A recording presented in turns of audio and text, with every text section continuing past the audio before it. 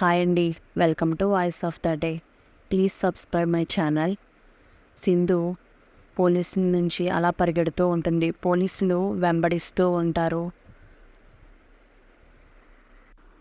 ఇంతలో దమయంతి, అరే యష్, పిల్లల కోసం ఆలోచించురా, పిల్లల్ని ఎలాగైనా మనం కనిపెట్టాలి అంటుంది. యష్ కోపంగా, ఇదంతా సింధు వల్ల జరిగింది అంటాడు. ఒరే, ఆ దరిద్రం గురించి ఎందుకు ఇప్పుడు ఆలోచిస్తావు, పిల్లల గురించి ఆలోచించు అంటుంది దమయంతి.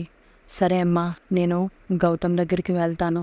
గౌతమ్ హెల్ప్ తీసుకొని పిల్లల్ని ఏదోలా క్షేమంగా ఇంటికి తీసుకొస్తాను, మీరు భయపడకండి అని బయలుదేరతాడు. నేను కూడా వస్తాను అబ్బి అని చెప్పి యష్ కూడా సంధ్య కూడా బయలుదేరి ఇద్దరు వెళ్తారు.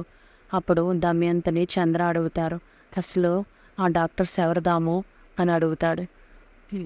అది నీకు చెప్పి మాత్రం ఏం లాభం, ఆ విషయంలో కూడా సింధుని వెనకేసుకుని వస్తావు అంతే, ఇందులో నువ్వు చేసేది ఏం ఉండదు అని చెప్పి కోపంగా దమయంతి లోపలికి వెళ్ళిపోతుంది.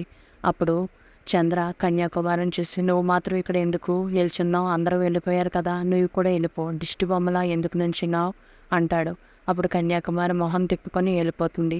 అప్పుడు చంద్ర గుర్తు తెచ్చుకుంటాడు.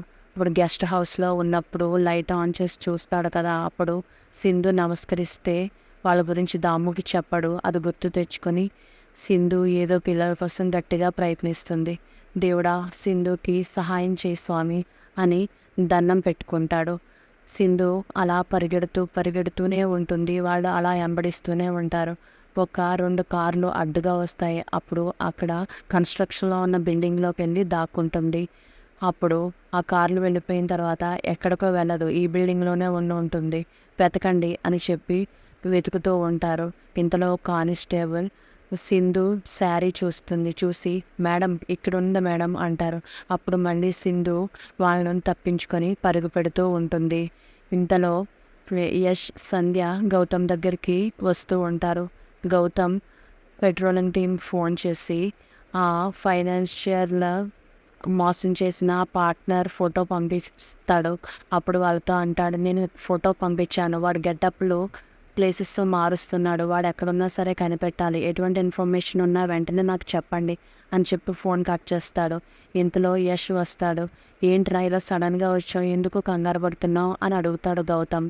ఒరే, పిల్లల్ని కిడ్నాప్ చేశారా, ఫైనాన్షియల్ బాధ్యతలు పిల్లల్ని కిడ్నాప్ చేశారు, మేము పిల్లల్ని ఇంట్లో పెట్టి మేము ఇనాగరేషన్ ఫంక్షన్కి వెళ్ళాము అని చెప్పి అక్కడ జరిగిందంతా చెప్తాడు. సింధుని పోలీసులు అరెస్ట్ చేయడం ఇదంతా చెప్తాడు. అప్పుడు గౌతమ్ వింటాడు. అవునా, ఇప్పుడు ఏం చేద్దాం మరి అని అంటాడు. అంటే సింధు ఆ డాక్టర్లు ఎక్కడున్నారో మేము అడిగితే చెప్పదరా, నీ మాట వింటుంది కదా, నువ్వు ఒకసారి ఫోన్ చేయరా సింధుకి అని అంటాడు. సరే అని చెప్పి సింధుకు ఫోన్ చేస్తాడు గౌతమ్. స్పీకర్ ఆన్లో పెట్టు అని అడుగుతాడు యష్. సరే అని స్పీకర్ ఆన్ చేస్తాడు. అప్పుడు సింధు ఫోన్ లిఫ్ట్ చేసి, గౌతమ్ ఇప్పుడు నేను మాట్లాడే పరిస్థితిలో నేను తర్వాత మాట్లాడతాను అంటుంది. ఏ సింధు, ఏమైంది, ఎందుకు అంత ఆయాసపడుతున్నావు అని అంటాడు. నేను దొంగతనం కేసులో అరెస్ట్ అయ్యాను, పోలీసుల నుంచి తప్పించుకున్నాను నా పిల్లల్ని రక్షించుకోవడానికి అని అంటుంది. వద్దు సింధు, దయచేసి పోలీసులకు లొంగిపో అంటాడు. ఇంతలో ఫోన్ యష్ లాక్కుంటాడు. సింధు, ఆ డాక్టర్ వాళ్ళు ఎక్కడున్నారో చెప్పు, పిల్లల ప్రాణాలతో చెలగాటం ఆడొద్దు అంటాడు. నీ కాళ్ళు పట్టుకుని నేను బ్రతమాని చెప్తే నువ్వు నా మాట వినలేదు, ఇప్పుడు బాధపడుతున్నావా అని అడుగుతుంది సింధు. అప్పుడు యష్, దయచేసి ఆ డాక్టర్ వాళ్ళు ఎక్కడున్నారో చెప్పు అని కోప్పడతాడు. అప్పుడు సంధ్య, అబ్బి ఇప్పుడు కోప్పడొద్దు, బ్రతమాని అడగాలి, నేను అడుగుతానేది అని ఫోన్ తీసుకుంటుంది. సింధు, నువ్వు చెప్పినప్పుడు వినకపోవడం మాదే తప్పు, పిల్లల డాక్టర్ ఎక్కడున్నారో చెప్పమ్మి, ఆ డాక్టర్ వాళ్ళని అప్పచెప్పి పిల్లల్ని తీసుకురావాలి అంటుంది సింధుతో. అప్పుడు సింధు, ఓహో, పిల్లల మీద ప్రేమ నీకే ఎక్కువ ఉందనుకుంటున్నావా, నువ్వు మీ అమ్మ మీ అత్తగారు కలిసి పిల్లల్ని నాకు శాశ్వతంగా దూరం చేయాలనే కదా దొంగతనం కేసులో నన్ను ఇరికించారు, అనరాని మాటలన్నీ అన్నారు, ఇప్పుడు పిల్లలు ప్రమాదంలో ఉన్నారని నన్ను బ్రతిమాని నాకు నమస్కరిస్తున్నావా అంటుంది.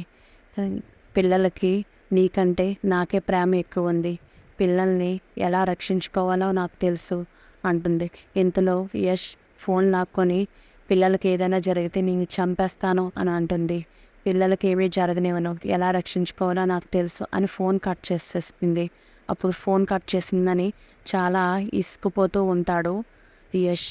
ఇప్పుడు ఏం చేద్దాం అంటాడు గౌతమ్. అప్పుడు ఆ పోలీసుల నుంచి పరిగెడుతూ పరిగెడుతూ పరిగెడుతూ కళ్ళు తిరిగి పడిపోతుంది సింధు. అప్పుడు పడిపోయిన సింధుని అటుగా వస్తున్న డాక్టర్ చూస్తుంది. అదేంటి సింధు ఇక్కడ పడిపోయింది అని చెప్పి వాటర్ పెట్టి లేపి వాటర్ పడుతుంది. ఏంటి సింధు ఇక్కడ పడిపోయావు అని అంటుంది. అప్పుడు వెనక్కి తిరిగి సింధు చూస్తే ఆ పోలీసులు వాళ్ళు అక్కడే ఉంటారు. రండి ఇక్కడ నుంచి వెళ్ళిపోవాలి అని, పోలీసులు నన్ను తరుగుతున్నారు అని వేరే చోటుకి వెళ్ళి దాక్కుంటారు.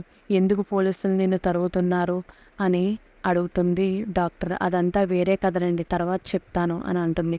సింధు ఆ డాక్టర్ వైపు చూసి వీళ్ళ వల్లే పిల్లల్ని కిడ్నాప్ చేశారు అని తెలిస్తే బాధపడతారు, భయపడిపోతారు, వీళ్ళ నాన్న నుంచి కూడా తప్పించుకుంటారు, తెలియకూడదు. ఇప్పుడు నాకు హెల్ప్ చేసే వాళ్ళు ఎవరున్నారో అని ఆలోచిస్తుంది. అప్పుడు హాస్పిటల్లో సిద్ధు అన్న మాటలు గుర్తొస్తాయి.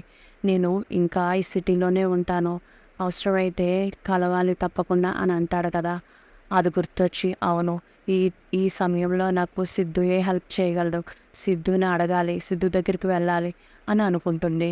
అనుకుని రండి మనం ఇక్కడ నుంచి వెళ్ళిపోవాలి అని చెప్పి వాళ్ళిద్దరూ పరుగు పెడుతూ ఉంటారు. ఎందుకమ్మా పోలీసుని తరుగుతున్నారు అని డాక్టర్ అడుగుతుంది. నన్ను పిల్లలకి శాశ్వతంగా దూరం చేయాలని యష్ వాళ్ళ అమ్మ దమయంతి ప్లాన్ చేసి నగల దొంగతనం కేసులో నన్ను ఇరికించిందండి అని చెప్పి అక్కడ జరిగిందంతా డాక్టర్కి చెప్తూ పరిగెడుతూ ఉంటుంది సింధు. మరి ఇప్పుడు ఏం చేద్దాం అమ్మా, దమయంతి పిల్లల కోసం ఎంతకైనా తెగిస్తుంది, నిన్ను పోలీసులకు పట్టించింది, ఆ రోజు మమ్మల్ని రౌడీలతో బెదిరించింది అని అంటుంది డాక్టర్. మనకి ఈ సమయంలో హెల్ప్ చేయడానికి నా ఫ్రెండ్ ఉన్నాడు, నా ఫ్రెండ్ దగ్గరికి వెళ్దాం అని చెప్పి ఆటోని ఆపి ఆటో ఎక్కి సిద్ధార్థ దగ్గరికి వెళ్తూ ఉంటారు. ఇంతలో సంధ్య మనం తప్ప ఈ పరిస్థితుల్లో సింధుకి హెల్ప్ చేసే వాళ్ళు ఎవరున్నారు, ఇంత మూర్ఖంగా ప్రవర్తిస్తుంది ఎందుకు అంటుంది సంధ్య. అప్పుడు ఇంకెవరున్నారు, ఆ లాయర్ సిద్ధార్థ ఉన్నాడు, వాడే కదా సింధు ప్రియుడు అంటాడు. అప్పుడు గౌతమ్తో, ఒరే గౌతమ్, ఆ లాయర్ సిటీలోనే ఉన్నాడు, ఎక్కడున్నాడో నాకు వెంటనే తెలియాలి, అక్కడికే వెళ్తుంది సింధు తప్పకుండా అని అంటాడు. ఎస్ సరేరా అని చెప్పి పెట్రోలియం టీంకి ఫోన్ చేసి లాయర్ సిద్ధార్థ్ ఈ సిటీలో ఉన్నాడు, ఒక గెస్ట్ హౌస్లో ఉన్నాడు, ఆ గెస్ట్ హౌస్ అడ్రస్ వెంటనే నాకు తెలియాలి అని చెప్పి ఫోన్ పెట్టేస్తాడు. అప్పుడు యష్ని కూర్చోమంటే పర్వాలేదురా అంటాడు. ఒక్క 2 minutesలో ఫోన్ వస్తుంది. అరే ఆ సిద్ధార్థ అడ్రస్ తెలిసిందిరా, పదండి వెళ్దాం ఆ లాయర్ దగ్గరికి అని వీళ్ళు ముగ్గురు బయలుదేరతారు. ఆటో నుంచి వాళ్ళు వస్తూ ఉంటారు, వీళ్ళు వెళ్తూ ఉంటారు. ఈరోజు ఎపిసోడ్ ఇది. Please subscribe my channel. Thank you for watching.